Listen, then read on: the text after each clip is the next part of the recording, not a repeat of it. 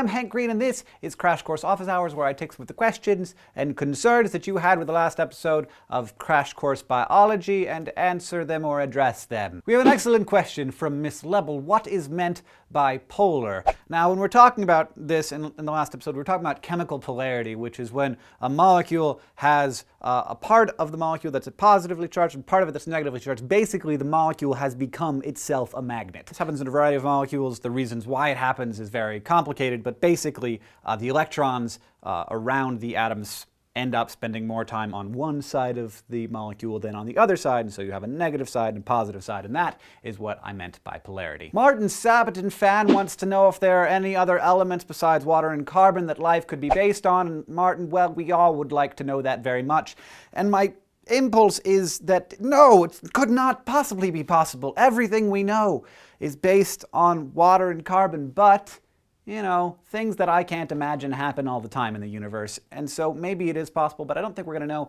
until they come knocking on our door. James A. Hibbard asks, excuse me, Mr. Green, but isn't steam like a cloud, not a gas, but a fine liquid? No, not really. What we generally call steam in our everyday life, the stuff that comes out of the kettle or the mist in our shower, isn't actually technically steam. That, as you say, is little tiny droplets of water floating around in the air. When scientists are talking about steam, what they mean is gaseous water, literally water that has been converted into a gas. If you walked into a room filled with steam, instead of being like, oh, this is relaxing, you would, your face would melt off, you would die very quickly. It would be a very horrible way to die. Steam, by definition, is hotter than boiling water, and it is a clear gas, and it is 100% water. Philo45 and several other people pointed out that, in fact, if ice were denser than water, icebergs sinking to the bottom of the ocean would not, in fact, raise the sea level. And this is true, and I apologize for misinforming all of you. Basically, an ice cube already displaces its entire mass if it's floating in water, but if the density was higher than water, and it was underwater, it would actually be smaller,